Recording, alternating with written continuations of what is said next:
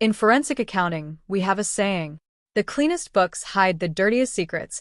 My name is Elena Vargas. I am 31 years old. I spent 7 years tracking financial crimes for one of the largest insurance companies in Chicago. Stolen policies, fabricated beneficiaries, inheritance frauds so elegant it made career criminals look like amateur painters. But the most sophisticated theft I ever encountered did not happen inside a corporate boardroom. It happened inside my own home.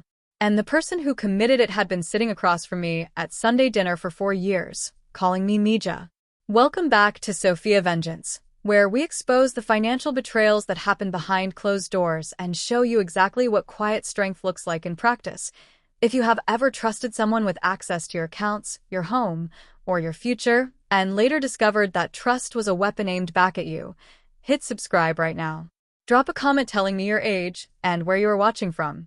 I want to know who is standing in this room with me today. It started with a single number that refused to balance. Every Sunday evening, I reconcile our household accounts. Not because I distrust my husband, Raphael, but because 7 years of professional habit do not vanish on your wedding day. That particular evening, I opened our joint investment portfolio and found a recurring monthly transfer. $1,132.37. Dispatched on the 14th of every month for the past 19 months. The destination account was registered under the name P. Vargas Family Trust. My maiden name is Morales. My husband's family name is Vargas. And I had never, not once in our marriage, agreed to contribute to any family trust carrying that name. I did not confront Raphael. Confrontation is a blunt instrument that destroys evidence before you finish collecting it. I poured myself a glass of cold water. I sat back down at my desk, and I began to audit my own life. The trust had been registered in the state of Illinois 14 months prior to our wedding. The designated trustee was not Raphael. It was his mother, Patricia Vargas. Patricia was 63 years old and carried herself with the quiet authority of a woman who had never once been told no. She wore reading glasses on a beaded chain around her neck. She brought homemade tamales to every family gathering.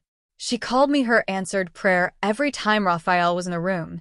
And the 3 years I had known her, she had borrowed money from us 4 separate times, always for emergencies, always with a specific repayment date that came and went without a word. I had watched Raphael hand over cash without blinking, and I had absorbed the discomfort quietly, filing it under the category of, this is what family looks like when you love someone deeply enough. I cross-referenced the trust registration against our bank's digital access logs. Someone had linked our joint account to the trust's external transfer portal 22 months ago. That date landed exactly 11 days after our honeymoon ended. I located the session IP address. It matched the device signature of the tablet Patricia used when she visited our home to help us decorate. She had sat at my kitchen table. She had complimented my curtain choice. And between compliments, she had quietly linked our savings to a private account only she controlled. Patricia hosted the family Easter dinner that year at her home in Evanston. 12 relatives. A dining room table dressed in linen she could not possibly afford. A centerpiece of fresh white lilies that cost more than my weekly grocery budget. I arrived carrying a bottle of wine and 19 months of documented evidence stored in an encrypted folder on my phone. She met me at the door with both arms open. She pressed her cheek to mine and told me I looked beautiful. She smelled of lavender and the specific kind of confidence that only lives inside people who have never been caught. I smiled back.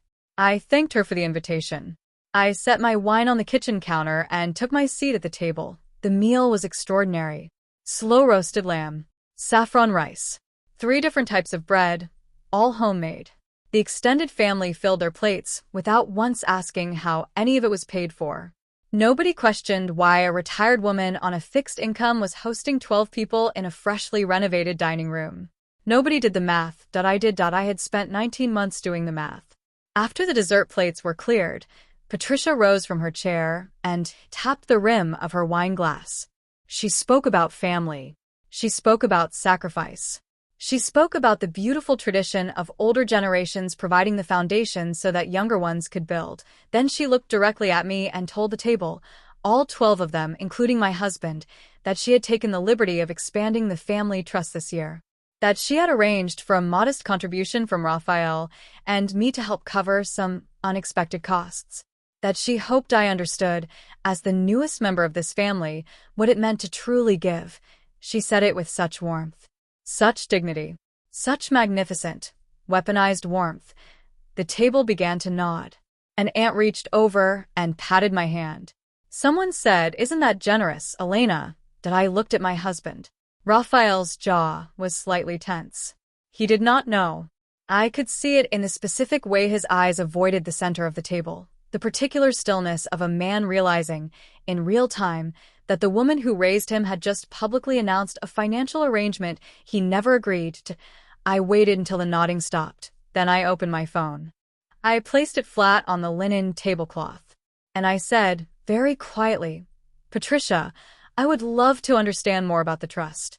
Can you tell me when it was registered?" The warmth did not leave her face immediately. It took approximately 4 seconds. That is how long it takes for a skilled manipulator to calculate whether the question is innocent or lethal. She chose to answer. She named a date. It was the wrong date. By 6 months. I looked at the screen of my phone. I turned it to face the table. The Illinois State Trust Registration document was open on the page, time-stamped, notarized, and linked to our joint account 11 days after we returned from our honeymoon. That date, I said, is the actual registration date. The one in the state record. The one that also shows the external transfer authorization that connected our savings account to this trust without my knowledge or consent. The table stopped breathing. Raphael picked up my phone. He read the document. He set it back down. He looked at his mother with an expression I had never seen on his face in 4 years of loving him, a specific devastation that lives in the space between grief and fury. Patricia opened her mouth. She closed it. She reached for her wine glass and found it empty. "I can explain," she said. "You cannot explain a state document," I replied. "You can only respond to it." The trust was dissolved by court order 41 days later. The 19 months of unauthorized transfers, totaling $21,509, were recovered in full. The bank's fraud division handled the reversal. My documentation was so thorough, so dated, so unambiguous, that the process required no prolonged litigation. Patricia's attorney reportedly reviewed the evidence file and advised her not to contest it. Raphael and I spent 3 months in couples counseling. Not because our marriage was broken, but because we both understood that the fracture in his family required honest conversation to heal rather than performance. He sat across from me in that counselor's office and said, with no rehearsal and no excuse, "I enabled it for years. I knew something was wrong, and I called it love instead of harm. That was the moment I understood we were going to survive this." Patricia no longer attends family gatherings. The 12 relatives who sat at that Easter table have quietly reorganized around the truth. The aunt who patted my hand that evening sent me a message for months later that read simply, "I always thought something was wrong. I was too afraid to say it. I am sorry it was you who had to say it first." I keep that message saved in the same encrypted folder that once held the trust documents, not as a wound, as a reminder that silence is never neutral. Silence is always a choice. And the people who benefit most from your silence are rarely the people who deserve your protection. I am standing in my kitchen this morning. The same kitchen where Patricia once sat and complimented my curtains and quietly dismantled my financial future between sips of tea. The light is different now. Not because the room changed, because I did. Too many people are taught that loyalty to family means absorbing whatever they decide to take from you. That if you set a boundary, you are the one who broke something. That if you ask a direct question, you're the aggressor. But loyalty without honesty is not loyalty. It is captivity with good lighting. Real love does not require your silence. Real love does not move money without asking. Real love does not smile at you over a holiday table while quietly bleeding you dry. You are allowed to ask where the money went. You are allowed to read the document. You are allowed to place the phone on the table and say, "Explain this." That is not cruelty. That is the bare minimum of self-respect. Thank you for being here with me today on Sophia Vengeance. If this story reached something inside you, subscribe, share it, and leave me a comment. Tell me, What is the one financial boundary you wish you had enforced sooner? I read every single one. Until next time. Stay sharp, stay protected, and never let anyone call theft a family tradition.